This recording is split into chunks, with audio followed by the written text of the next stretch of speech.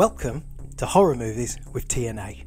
Each episode we're going to pick a film, talk about it and rate it. Word of warning, there will be spoilers. This week we're talking about Fair Game, a movie by Mario Andreacchio. This 1986 slice of Ozploitation brings us the story of a woman pushed too far. She'd been victimised, traumatised, tormented. She retaliated the only way she could. She sculpts. If I was making an exploitation trailer for it in the 80s, I'd probably say something like, they thought she was fair game. No, they were. But I'm not. Bonzo, But I don't, Bonzo. you know, the three blokes in it, Sonny, Ringo and Sparks, right? Oh my god, that's not right. Yes, isn't it? Yeah. Sonny. But who's Frank? The music. Actually, I've got Always a point over about the the top. music. I really like the music. This is Ozploitation, isn't it? Yeah. So there's blaxploitation, sexploitation, Ozploitation. Is there any others? Oh, okay. I don't think so. I don't think so. Well, Ozploitation is really one. It is. Mad Max. What did I write? Turkey Shoot, Patrick, Waiting Fry. When I had a look at Ozploitation, Okay, well, when I googled it, yeah. it even had BMX Bandits. So I think that was Australian. I don't know what it was exploiting. Kids films. Nicole Kidman. So, Fair Game. so we're talking about that then. 1986. In fact, it was released in the summer of '86, Where? when all the best films were coming out. Where was that released? Well, it must When have been Back to the Australia. Future around that time. Do you think that was what it was battling with at the cinema? Yeah. Fair Game and. To be honest, Back to it the seems Future. like an older film than '86. Well, Meaning yeah. an earlier film. Before '86. That's what I'm trying to say. The what's his name? Peter Ford, who plays Sonny, the guy that looks like an insurance salesman. He was in Mad Max as well. I suppose a lot of them were already in Mad Max. What? Pretty much everybody had Yeah, starred because they're in jumping Mad Max. around. Yeah, there's quite a male lot of blokes people. doing male blokes rather than female blokes. Right. Well, most of them, all I could find that they'd been in was Australian soaps. That's it. Prisoner Cell Block H and Home and Away and things like that. Although, interestingly, you won't find this interesting, No. but I'm telling you anyway. Ringo, one of the three guys, was in Heartbeat, the British one. Yeah, I think so. That's from what I could tell. He was in Heartbeat. Unless it was a Heartbeat that was made in Australia version. No, when I read on it, it looked like it was the British one. Oh. He was probably the youngest one out of the lot. Yeah. He was the most energetic, wasn't he? Yes, jumping around on the roofs and that. For no reason. Parkouring. Is that what it's called? No. Right. First thing in the film that we see is that big fuck off Mad Max car thing that they drive around in. Is that a real car? It's like a truck, but with loads of extra bars around it, isn't it? Yeah. So it looks like it's got more exhaust or something. I don't know. It's like it's got bull bars on the front or something. It's called the Beast as well. They refer to it as the Beast in the film. Right. So it's at night, and they're obviously the first inch. The credit bit's quite good though, isn't it? Because they're shooting at a kangaroo. It shows the kangaroo, and then it shows the right in Fair Game Yeah. breaking up. I quite like that. Blowing up. Just Yes. as Just as they shoot, and it's kind of the horizon's lit up from the lights of yeah, I the could truck. say I was looking at the posters and the video cover and all that, and they make it out to be a lot more of an exploitation or Ozploitation film than it actually is, except for one bit which we will talk about. Yeah, obviously. I think it's all around. How would you do? She gets tied to the bonnet. And Yeah, then you like clothes get cut off. what's not the Angel of the North? What's it called on the Rolls Royce cars? Yeah, not the edge. No, it's Yeah, Spirit of. Anyway, it's like that. It's like Spirit of. It's like one of them things Yeah. you see, but they just they tie her up. They rip a fair amount of her clothes, so you do think, where's this going?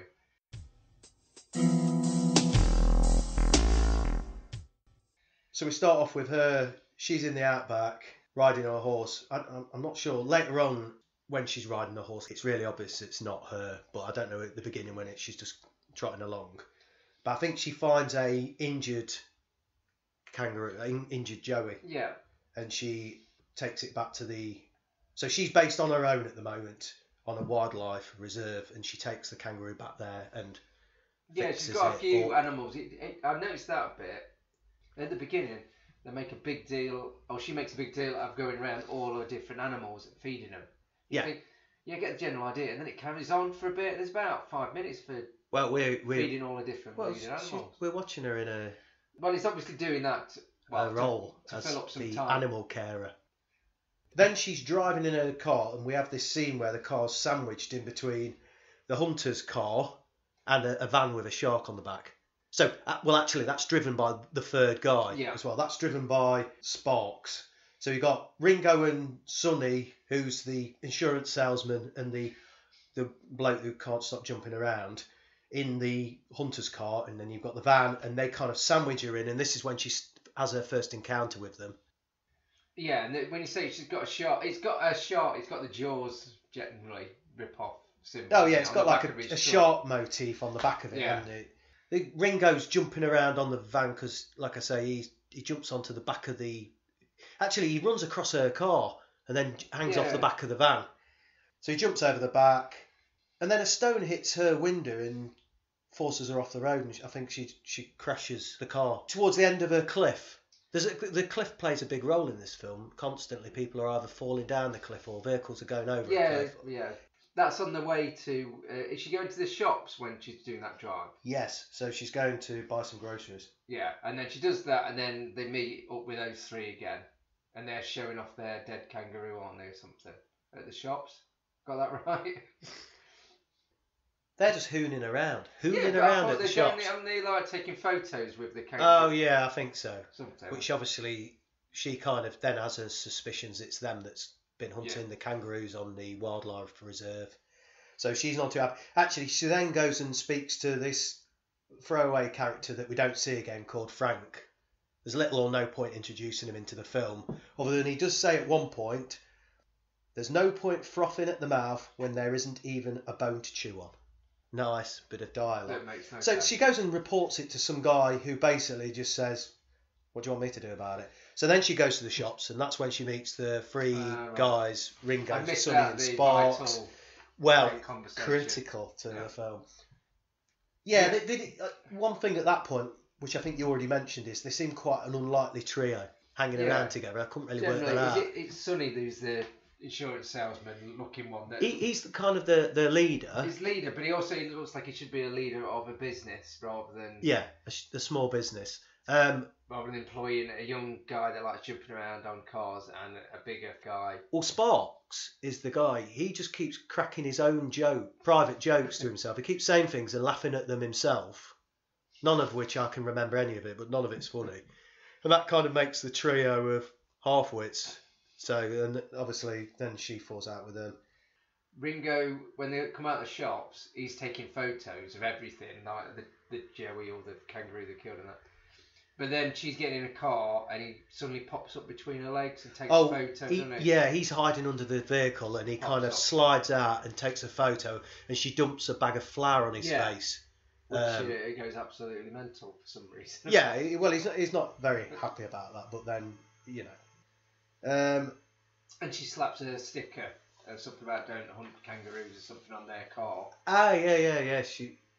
And then there's some random kids sitting on the bonnet of the car laughing about it all as well, which just, I don't know where they come from. I think, there's not many on her side really at that point. No, she's all kind of on her own. That's the first major confrontation where she knows who they are as well. Yeah. And it all escalates from there, the end. Yeah, and it builds up, and then, everything goes to shit. Also, in the shop, I don't know if this is really relevant, the lady in the store is trying to sell some of her paintings. And Sonny, the guy, because one of the guys is in there, and he overhears it, and he says, what's it? He says something about, it's a well-structured painting, and the brushwork's excellent. There's some kind of, just to try and make her believe he knows something about paintings, but she sees through that. Yeah. So that's whether that's relevant, I don't know. And then I think she goes back to the wildlife reserve and she talks to Ted, who must be her husband or partner, who's away. On the phone, isn't it? You don't get to see. Well, I think this is to give us the idea that she's going to be on her own for a few days, because it says that he's at a conference, and I don't think he'll be back for a few days. And all the whilst through this, the dog is Tyler. The dog is constantly fucking barking at everything. That's like dogs. That's very good acting. Well, yeah. But halfway through the conversation, the line gets cut, and she doesn't. This is the bit I didn't understand about that bit, because it seemed to indicate the line about being cut unless she'd lost signal or something. The line had been cut, and then she strips down naked and goes to sleep. And if I was on the phone and the line got cut halfway through, I'd be a bit concerned and go out and try. Maybe it happens all the time. Because she then goes for a sleep because it's hot. Again, that goes on for quite a bit. Not that I've got a problem with it, but where you realise she's hot and. Well, she stripped. Yeah, you don't actually, to be honest, at that point. Everything's hot though. It's in the Australian outback.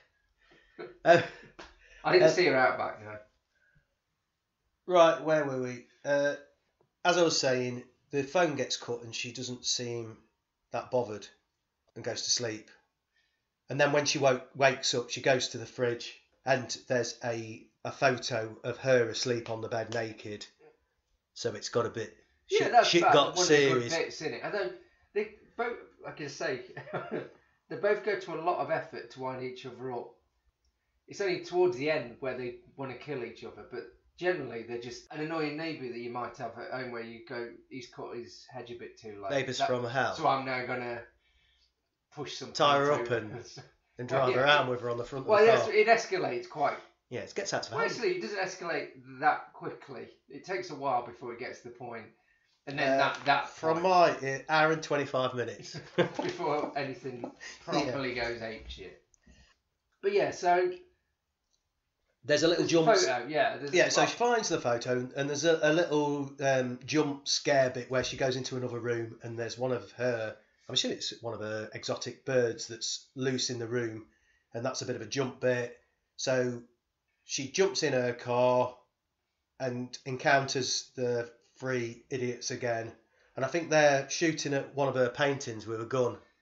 So they give the gun to her. I'm not entirely sure why they handed the gun over, and she turns and points at Ringo with it, and then shoots Ringo's gun. And he exclaims, "That was a gift from my mum." Was that Australian? Irish. Yeah, that was a gift from her mum. So he's a bit angry about that. And then she drives off, I think, and hits a big pothole. She can't drive the car anymore, so she starts walking. This is the bit I thought was quite good, because she hears them in the distance and thinks, right, I'm going to run. She's then running through the outback, being chased by them. When the tension was building and she was being chased and she was running through the outback, the music was getting quite intense with that kind of jangly 80s Australian music. But then as soon as she stopped running... as soon as she stopped running, it just went completely silent straight away. And she was looking around in the silence, and then she started running, and the music went, built up again. And I thought that was a good bit. So you generally like people that control the volume in music in films. That turn it up and down. I thought the music complemented the scene quite well. I thought the music, and I think I said it at the time, was well over the top. All the bleeding time. Yeah, but that subtle little thing really elevated it. If only I liked it. For the entire bleeding film to turn what subtlety? It needed a bit more subtlety. It needed a bit less music. She starts running again, and then she hides in a valley, and I think that's when we watched this film, and I've watched it again since. But when we watched this bit, it did remind me of the 2017 film Revenge. She was kind of hiding in below a cliff bit. Oh yeah. And I don't know whether it was just the heat and just the general storyline, and we quite like that as well. But it just reminded me. I think it was the backdrop and the way it looked as well. Say, this is borderline horror film. Really, it's not. It is more, but it's again, if it's definitely not like I Spit on Your Grave. Although I've got to say, I've not watched I Spit on Your Grave all the way through, but it's a similar premise. But actually, nothing. Well, one particular bit that which we've mentioned is bad that happens to her, but it's not as bad as no, I Spit on Your Grave. Far more extreme. Revenge. Yeah, far more Other exploited. similar ones. What's it? House at the Edge of the Park and all that lot.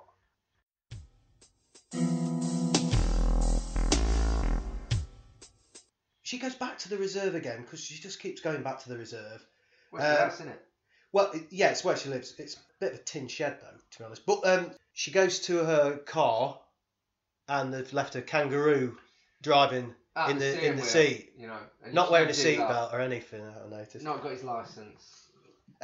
One thing in these exploitation films is they're not shy about killing kangaroos, because if you've watched Waking Fright, a similar film, there's similar scenes where they're hunting kangaroos and it's all genuine footage, not very pleasant.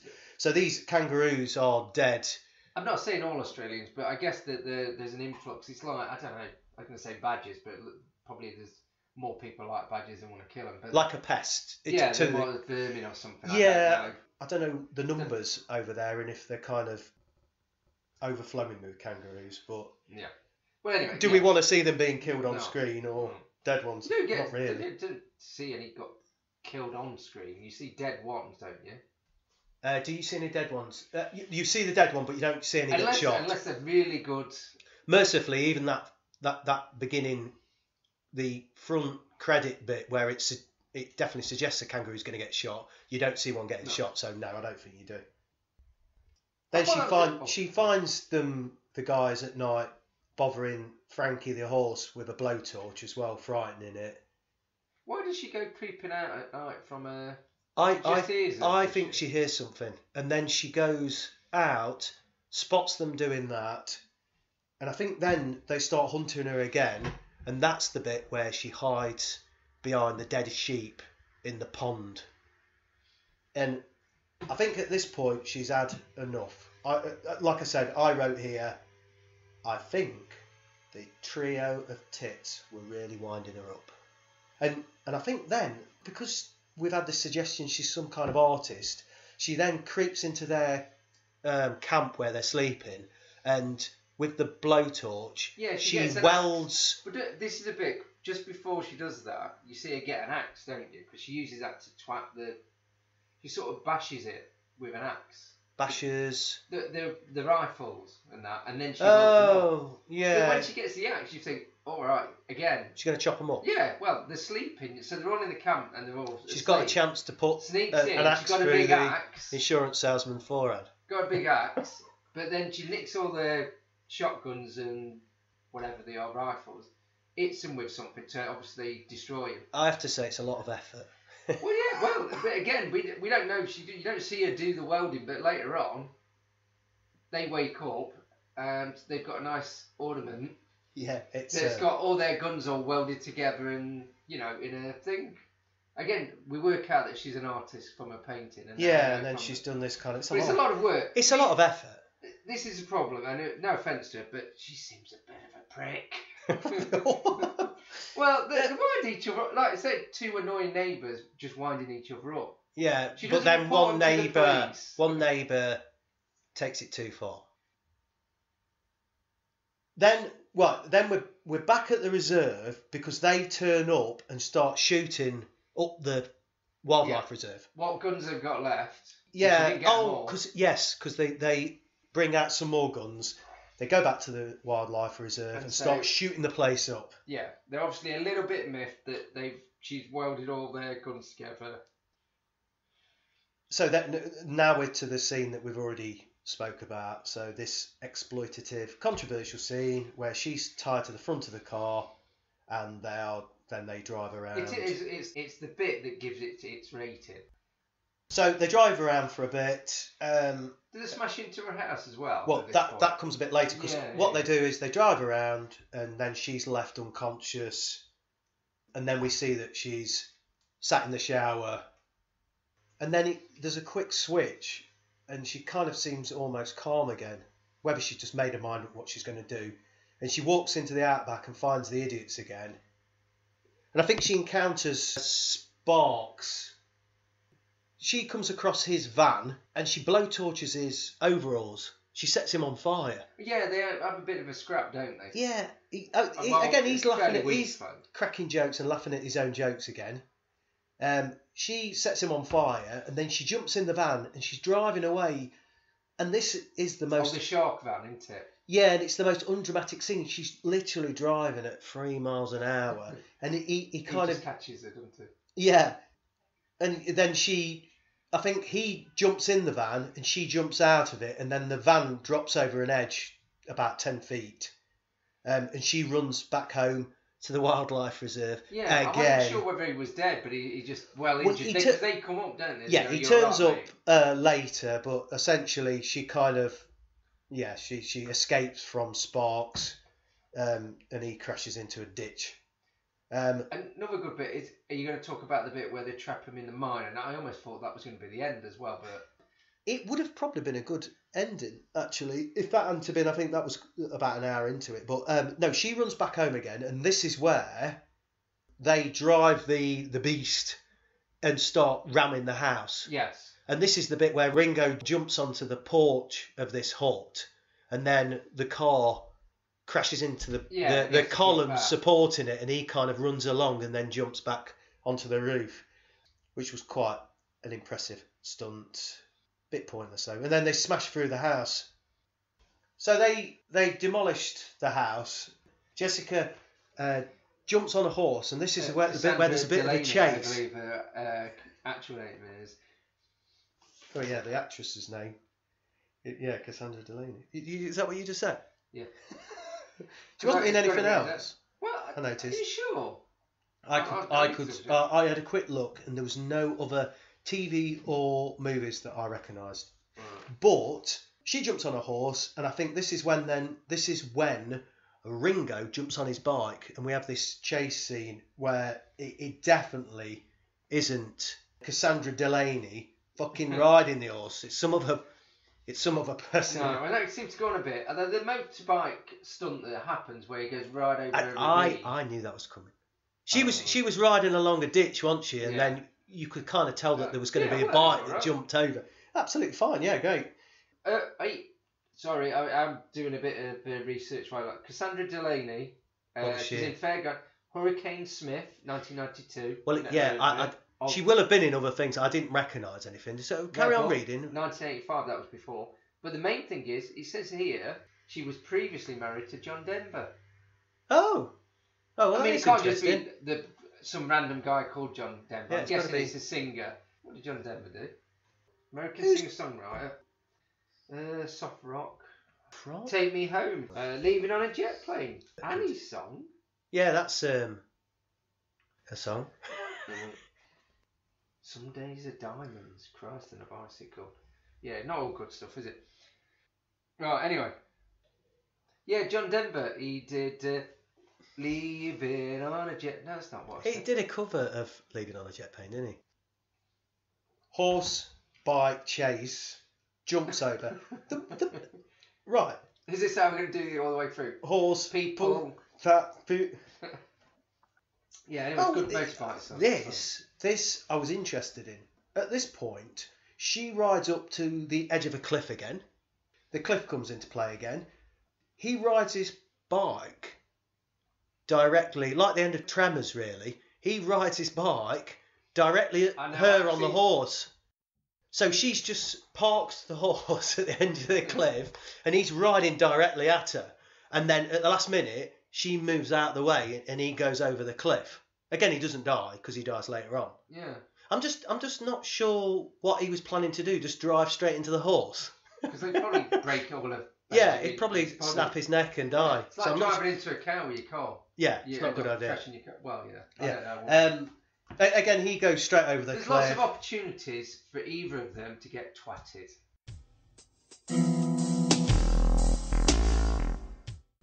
But then what we have next is your favourite bit, if you can call it favourite bit, which is she hides out near the cave. Yeah, well, it's not my favourite bit. I just remembered it. So She hides near the cave. So the three goons go in the cave and she pushes. She's planned this though, hasn't she? She's planned to trap them in the cave. How would she? What? So she Well- had planned to lure them out into the middle of the outback, or did she? Well, she had a big stick, didn't she? Yeah, 'Cause she had a big stick to drop all these rocks. So they go in the cave and she drops a shitload of rocks in front of the cave, which I think, like I say, that's an horrendous way to die, to be trapped in there. Right, I'm going to get... So this would have been brilliant. This is the ending. So we're about an hour and 10 minutes in, so it would have been a bit short. Yeah, but I like 70-minute films. They're fine. Trances, for instance, which we should watch at one point. Not an horror film as such, though. So you're saying the film should have ended at that point? Well, it would have ben a better ending in a way. Although the last bit's quite good. So traps the guys in a cave, loads of rocks, and they're there going, oh, you know. Well, actually, they don't seem too fussed, but... Well, all they said was when they're trapped, they go, right, let's get out.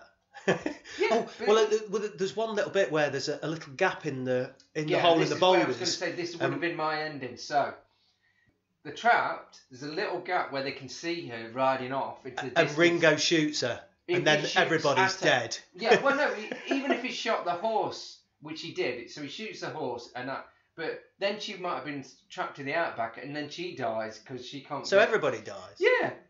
So it would have been her trying to walk home, and them just stuck in there, and that would have been it. You don't think that Ringo should have just shot her in the head?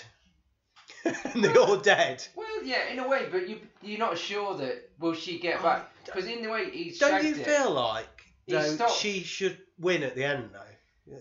I know you're saying that you don't know whether she does. The point is, he's a bit of an idiot because if he shoots a horse or her, the only person that can get them out of that, I would have thought, but the film fucks that right off, is because they just dig them yeah, he's trapped them, but she does them a favour by going back and telling the police, these knobheads who's been hassling me, I've trapped them in a cave. But he shoots a horse, so she's now stuck in the middle of nowhere. So she might or might not get home. So it leaves it kind of open-ended that they'll probably die and she'll probably die. Yeah, but you don't know. So she's not dead, but they definitely are. The problem with films, though, is they always want to try and explain it, and they always have to... I like open-ended.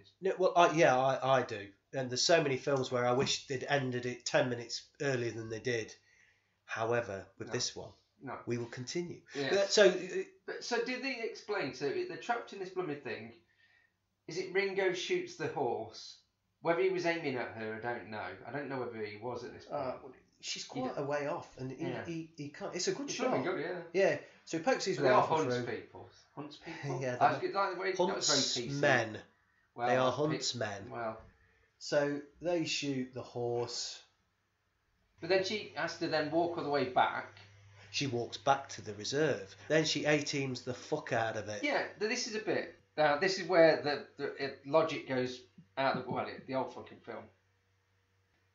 How does she know they're going to get out of that cave that they were trapped in? How the fuck did they get out of that cave that they were trapped in as well? Well, so there's two things. You could already see that they were moving a few of the smaller boulders. It was fucking massive boulders. Well, it was big boulders, yes. She's already kind of said to herself, I know this is going to fail and they're going to come back for me.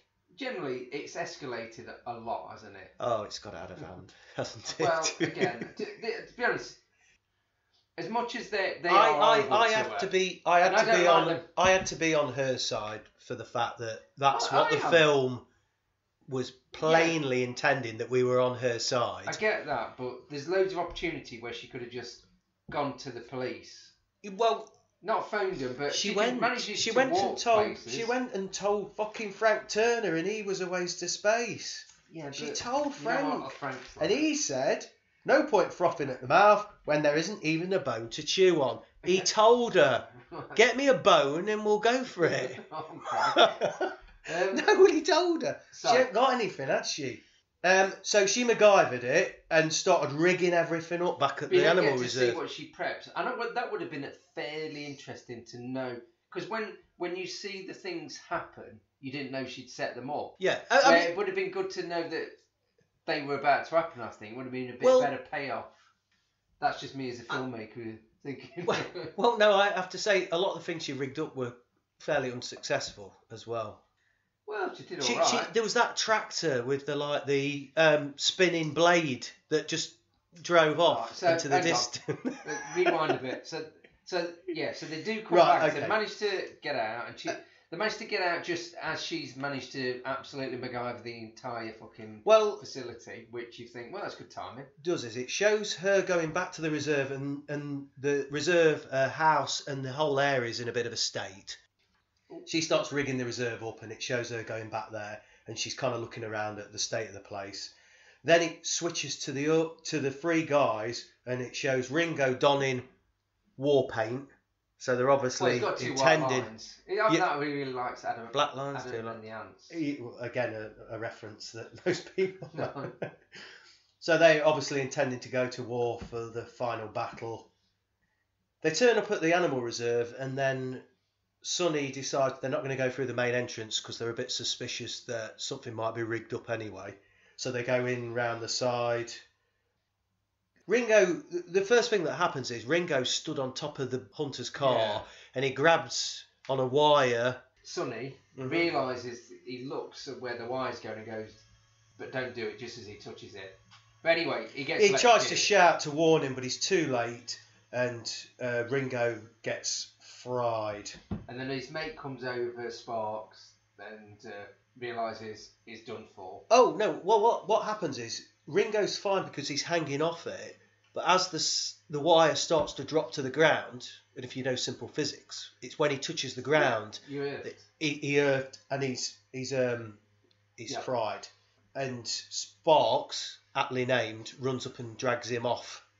Yeah, but he didn't touch him. I think that's an accurate bit actually, because if you touched him, but I don't know whether Sparks would be. Throughout the film, he's played out as this complete fuckless. I don't know whether he knows about. Well, I don't. Or maybe not. So he uses some kind of material or cloth to but he's drag already him dead off. Though, isn't he? And this is the thing. So okay. She's taking the law into her own hands. Yeah, she's killed one of them. Well, the she's phone not line. About killing all of them, really. The phone line's been cut. Yeah, at this point, yeah. I think she's trying to protect herself. I guess. I don't think if I they. think it's maliciously. I'm going to kill them. Like in my opinion. Like in I Spit on Your Grave. She goes out to kill him. There's no, I'm going to protect. She just wants revenge. Yeah. Which.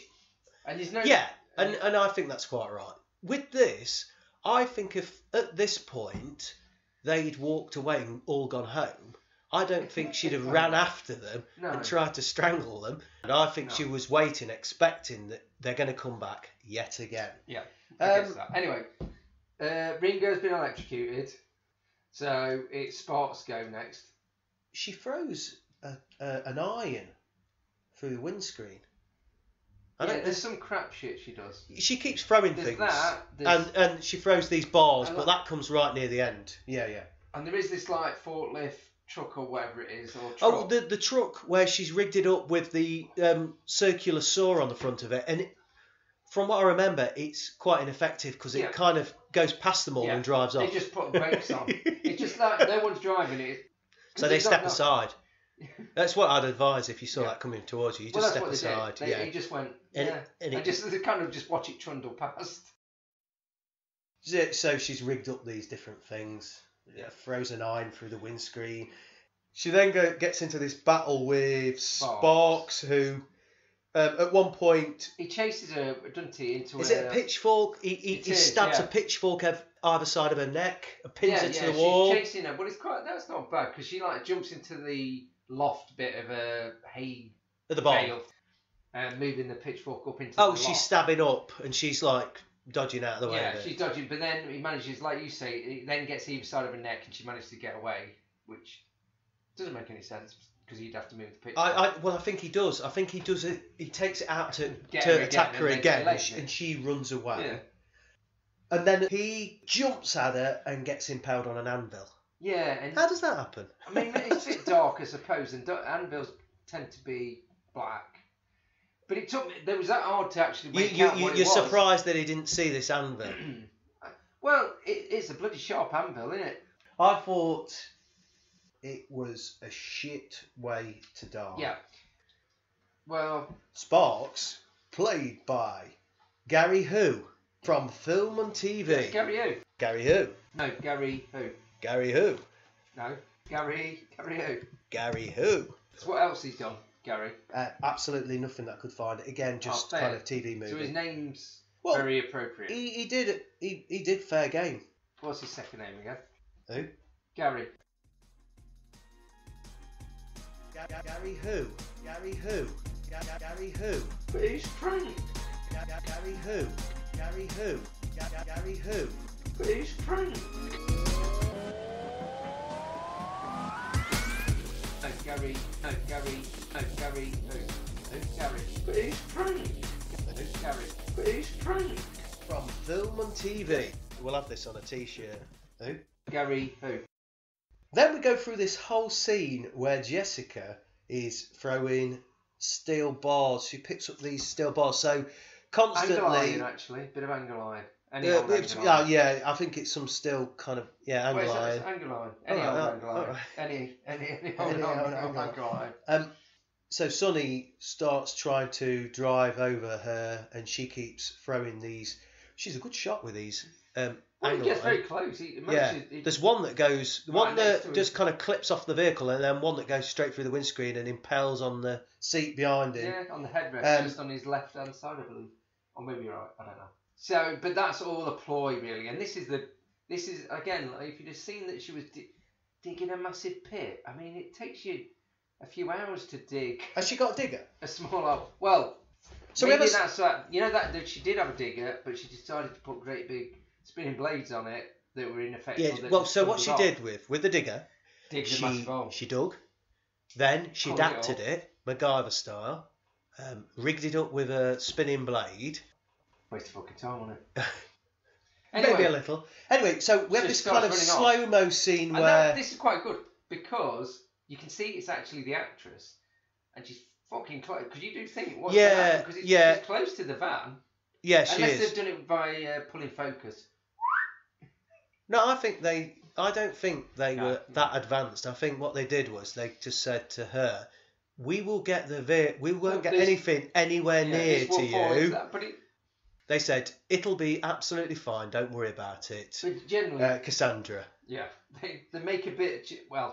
or in the film, they made a big pit, long pit that the van goes into. So the final bit, we have this slow-mo scene where the final bit is she's waiting with the final steel angle iron as the vehicle approaches, and it drops into a pit that she's already prepared and covered over, and then she throws a Molotov this is the bit that's unnecessary, cocktail, because that's not enough, because he's already kind of... So he's stuck in the car. For some reason he can't get out. So then she burns him alive. Yeah, so she throws a cocktail. Yeah, she throws in a Molotov cocktail. And burns him alive while he's screaming, trying to get out. Yeah. Oh, and then Sparks turns up again. Sparks turns up because he's not completely dead, and then he dies. Right at the end, Oh, again, why do I? For some reason, I don't remember Sparks at all. When he kind of... What did he do? Just go... It almost is like a bit of a jump scare right at the end. He kind of appears again, but then drops down on the floor. Yeah. Ringo dead, Sonny burning, Sparks lying dead. All a job well done. Thank you, Jessica. Yeah. Yes, well done. And then it breaks into a song, and I wrote the words of the song here. The first few lines. Are you going to sing it as well? No, because I can't remember how it goes. Listen to this. God. Hey, look at me, I will survive. I can fly. I can take on the world if I take to the sky. The end. Did he say the end? The song or the end. Beautiful. And that is Fair Game. Yeah. I mean, I'm glad I watched it. It's not the worst film I've seen. She likes animals. They're not bothered about animals. They fall out. I suppose I was expecting more like a I spit on your grave kind of thing, and it ended up being a weird tit for tat thing. I can't think of a better word. I mean, it is tit for tat. Yeah, it just goes backwards. It goes backwards and forwards quite a lot. But I suppose I totally agree when they're killing off obviously animals in the reserve of the kangaroos, but it forgets about that bit. You know what I mean? It's not less about the animals. It's just them. Oh yeah, I mean, by kicking the off end of against it, you would have to stop and think, what started all this? Where did? Maybe that's the message. What started all this craziness? Look, I It's worth watching. And we're doing out of 5, 10? I forget now. ratings. Yeah, we're doing it out of we've been doing it out of 10, so we may as well do it out of 10. It's a funny old film, isn't it? It's not. I wouldn't say it's a horror film. It's very borderline horror. It's horror film because of the ending and the bonnet scene, really. Yeah. But the rest of it, the ending, if you took out the bonnet scene, it'd just be like a thriller, wouldn't it? Yes, I think so. Not even a. Is that? Is that what makes one. it a horror film? Yeah, I suppose. Yeah. There was little bits that I quite enjoyed. I don't think it's a film I'd ever watch again, though. Well, you watched it twice. I did, because the Did first you watch it properly time. the second time again? Yeah, I did. I watched it properly. See, the second time I sort of did a bit of fast forwarding. See, the work we do for you listeners. Yes, the sacrifice we make. No, I enjoyed it, but it's one of those films where it's not a film I'd watch that often. I think it's not that entertaining. It was I'm wrong. It's an old one, isn't it? Previously we got there quicker, didn't we? With Uninvited, it was quite easy. Uninvited was fun. fun. I thought Uninvited was fun. This isn't. This isn't. But this has got a fair amount of action. It's just a very strange film in a way. There's little bits of padded and filler that kind of feel like they drag a little bit, but generally it kind of trots along at a decent pace. I think if I would give it kind of 6.5, 7. I think it was okay. It was okay. You're being very. Well, I'm being but what did I give Uninvited? I can't remember. I give that a 7.5 and 8. I thought that was very generous. But that's because it was bollocks. I give it 5. 1.5. 5. Oh. middle. Yeah, because it's neither. It's not a bad film. It's not enjoyable because it's shite like Uninvited, and it's not really, really crap and boring. That, go away. I'm just saying. So that's why. Well, I'm just legitimising my 5 because there's probably going to be people that really like it. I can say. I mean, there's little bits I liked about it. There was little bits. I was going to say, and this sounds a bit poncy now, but the cinematography in it. There's a bit at night where it's like all blues through trees and it's all that. It's lit up with the lights of the truck. Yeah, really. The Beast. It reminded me of Razorback, if you've ever seen that. Yes, yeah, it did. It was. Which is really poncy as well, because it's a bloke that did Highlander. He did that after. Oh, which is really poncy. Yeah. No, it's poncy because it means nothing. It's all about how good it looks, but the film's absolute bollocks. So it's a bit like that in a way. So that, even though it's obviously really cheap because there's about 4 characters in it during the entire film, it's not badly made. Don't forget about Frank. Well, I have. It's fairly well made, but it's just a weird backwards and forwards film. You could tell the story in half an hour actually and have done it, couldn't you? Really. If I was going to, I already mentioned the film Revenge 2017. I really enjoyed that. Yeah, really it's a similar film, although it's a lot rougher. Yes, there's more blood. And another exploitation one, which I watched quite recently, Waking Fright. I'd recommend that. Not seen that. Yeah, that's good. I thought you were going to say Turkish Shoot. I've never seen Turkish Shoot. No, I've never seen Turkish Shoot. I've seen it. That was. I thought that got banned, but it didn't. I just think it got heavily cut, didn't it? Because that's a similar thing. Because in the future they're hunting humans. Yes. In the outback, which I guess. Yeah, it's a similar but again, we've premise. But we probably shouldn't keep doing just lots of hunting humans in the outback. That would be very niche. Well, maybe that's our new podcast, Hunting Humans in the Outback podcast, coming to you. Yeah, so that's it. So if you enjoyed it or think of any other films or totally disagree with us, which I can't blame you, then just put it on our Feel free to let us know. Account, whatever that might be. We'll add that in. Bye. Till next time.